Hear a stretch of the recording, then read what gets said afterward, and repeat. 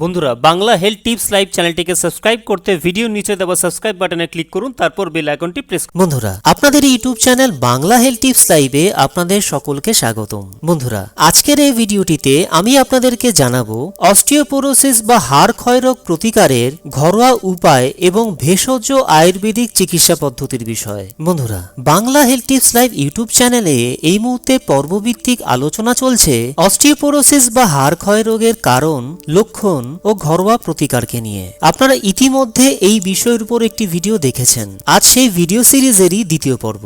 আপনাদের সুবিধার্থে এই ভিডিওটির নিচে ডেসক্রিপশন বক্সে অস্টিওপোরোসিস, গাউটি আর্থ্রাইটিস, বাতের ব্যথা, জয়েন্ট পেইন এবং আপনার শরীরে যে কোনো ধরনের ব্যথা বেদনা থেকে ঘরোয়া উপায়ে চটজলদি মুক্তি পাওয়ার ঘরোয়া সমাধানগুলোকে নিয়ে আমার যাবতীয় ভিডিওগুলোকে একসাথে পরপর দেখবার জন্য ব্যথা পেইন রিলিফ হোম রেমিডিস নামে আপনাদের জন্য সম্পূর্ণ একটি আলাদা প্লেলিস্ট লিংক আমি তৈরি করে দিয়েছি, যার সাহায্যে আপনি এই ধরনের সমস্যাগুলো থেকে মুক্তি পাওয়ার ঘরোয়া সমাধানগুলোকে একসাথে হাতের কাছে পেয়ে যাবেন। তো চলুন বন্ধুরা আর সময় নষ্ট না করে এবারে এক এক করে অস্টিওপোরোসিস বা হাড় ক্ষয় রোগ প্রতিকারের হোম রেমিডিগুলো জেনে নিই, যার মধ্যে থেকে আপনার সুবিধা মতো যে কোনো একটি প্রয়োগ করলেই মিলবে সুফল।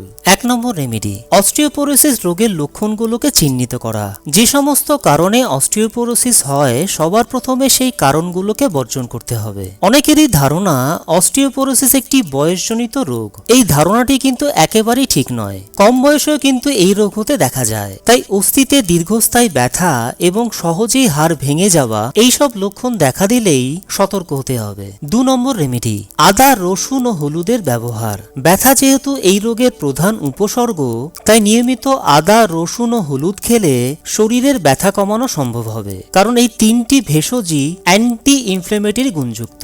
3 নম্বর রেমেডি, আদাশুট, মরিচ ও পিপুল চূর্ণ। প্রতিদিন সমপরিমাণে আদাশুট, মরিচ ও পিপুল চূর্ণ মিশিয়ে ত্রিকটু চূর্ণ বানিয়ে ওই চূর্ণ 1 গ্রাম মাত্রায় সামান্য উষ্ণ জলের সঙ্গে মিশিয়ে দিনের মধ্যে মোট 2 বার খেলে অস্টিওপোরোসিসের ব্যথা কমবে। এই প্রতিকারটি আপনার শরীরের বাড়তি ওজন কমাতেও সাহায্য করবে। 4 নম্বর রেমেডি, অশ্বগন্ধা। অশ্বগন্ধা অস্টিওপোরোসিসে অত্যন্ত ভালো কাজ দেয়। অশ্বগন্ধা আমাদের শরীরের হাড়কে জয়েন্ট স্ট্রেংথ বাড়ায় এবং মাংসপেশিকে সুদৃঢ় করে। এছাড়া হরমোনের স্বল্পতাজনিত কারণে অস্টিওপোরোসিস হলে এই ভেষজটি ভীষণ উপকারে আসে। অশ্বগন্ধা দেহকে বলদান করে এবং নার্ভকে সতেজ রাখে। এটি দেহের রোগ প্রতিরোধ ক্ষমতাকে বাড়ায় এবং হাড়ের ক্ষয়কে রোধ করে। খাওয়ার পরিমাণ ও সেবন বিধি, অশ্বগন্ধা চূর্ণ সমমাত্রায় যষ্টিমধু চূর্ণের সঙ্গে ভালোভাবে মিশিয়ে দিনের মধ্যে মোট 2 বার ভারী কোনো খাবারের পর খেতে হবে। 5 নম্বর রেমিডি, শতাবরী। ক্যালসিয়াম ও অন্যান্য মিনারেলের অভাবজনিত লো বোন মিনারেল ডেনসিটি অস্টিওপোরোসিসের অন্যতম প্রধান কারণ। এক্ষেত্রে শতাবরী খুব ভালো কাজ করে। শতাবরী হাড় ক্ষয় রোধ করে এবং হাড়ের গঠনকে সুদৃঢ় করে। এছাড়া হরমোনের সঠিক কার্যকারিতা বজায় রাখতেও এই ভেষজটির ভূমিকা অপরিসীম। খাবার পরিমাণ ও সেবন বিধি, অস্টিওপোরোসিসে আক্রান্ত রোগীরা প্রতিদিন 3 গ্রাম মাত্রায় শতাবরী চূর্ণ 1 গ্লাস উষ্ণ দুধের সঙ্গে ভালোভাবে মিশিয়ে দিনের মধ্যে মোট 2 বার পান করলে বিশেষভাবে উপকৃত বোধ করবেন। সর্বাধিক ভালো ফল পেতে এই প্রতিকারটি একটানা 10 সপ্তাহ পর্যন্ত চালিয়ে যেতে হবে। 6 নম্বর রেমেডি, গুলঞ্চ। গুলঞ্চ অস্টিওপোরোসিসের ব্যথা এবং প্রদাহে খুব ভালো কাজ করে। খাবার পরিমাণ ও সেবন বিধি, 500 মিলিগ্রাম গুলঞ্চ সত্ত্ব রোজ 8 গ্লাস উষ্ণ জলের সঙ্গে মিশিয়ে দিনের মধ্যে মোট 2 বার পান করলে অস্টিওপোরোসিসের ব্যথা এবং প্রদাহজনিত সমস্যার অনেকটাই উপশম হবে। 7 নম্বর remedy, guggul.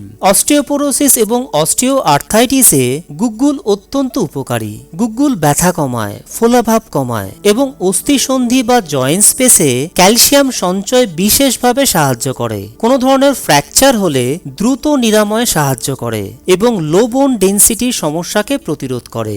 Guggul anti inflammatory এবং অ্যান্টি অক্সিডেন্ট গুণ সমৃদ্ধ একটি ভেষজ। এটি ইনফ্লেমেশন বা প্রদাহ সৃষ্টিকারী জিনের কাজে বাধা দেয়। শরীরের ওজন কমাতে এবং কোলেস্টেরল কমাতেও গুগ্গুল ভীষণভাবে সাহায্য করে। অস্টিওপোরোসিসে লাক্ষাদি গুগ্গুল ও আভা গুগ্গুল ব্যবহার করা হয়। খাবার পরিমাণ ও সেবন বিধি, আয়ুর্বেদিক ক্যাপসুল বা ট্যাবলেট হিসেবে খেতে চাইলে প্রতিদিন 500 মিলিগ্রামের একটি করে ক্যাপসুল বা ট্যাবলেট দিনের মধ্যে মোট 2 বার ভারী খাবার খাওয়ার 30 মিনিট পর খেতে হবে। আপনাকে একটানা 2 মাস পর্যন্ত এই আয়ুর্বেদিক ওষুধটি খেয়ে যেতে হবে।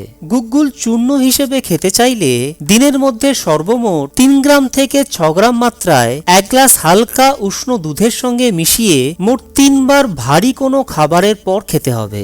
বন্ধুরা, আজ এই পর্যন্তই। ভিডিওটি দেখবার জন্য আপনাদেরকে অসংখ্য ধন্যবাদ। যদি ভিডিওটি আপনাদের ভালো লেগে থাকে, আপনাদের সামান্যতম কোনো উপকারও এসে থাকে, তবে ভিডিওটিকে অবশ্যই লাইক করুন আর এই ভিডিওটি ফেসবুক, টুইটার, ইনস্টাগ্রাম এবং অন্যান্য সোশ্যাল মিডিয়া সাইটে শেয়ার করুন, যাতে আপনার সাহায্যে আপনার বন্ধুরাও বিভিন্ন হেলথ রিলেটেড প্রবলেম থেকে ঘরোয়া উপায় মুক্তি পেতে পারেন। আপনাদের মতামত কমেন্ট সেকশনের মাধ্যমে আমাদের জানান যে আপনারা ঠিক কোন ধরনের বিষয়ের উপর ভিডিও চাইছেন, এবং এই ধরনেরই আরো ভালো ভালো ভিডিও দেখবার জন্য বাংলা হেলথ টিপস লাইভ চ্যানেলটিকে সাবস্ক্রাইব করে নিন আর বেল আইকনটিকে ক্লিক করে নোটিফিকেশন অন করে নিন, যাতে আপনি আমার চ্যানেলের সমস্ত ভিডিওগুলোকে সবার প্রথমে দেখতে পারেন। বন্ধুরা, আবার আমি ফিরে আসছি খুব শিগগিরই আরো একটি নতুন ভিডিও নিয়ে। ততক্ষণ পর্যন্ত প্রত্যেকে ভালো এবং সুস্থ থাকবেন।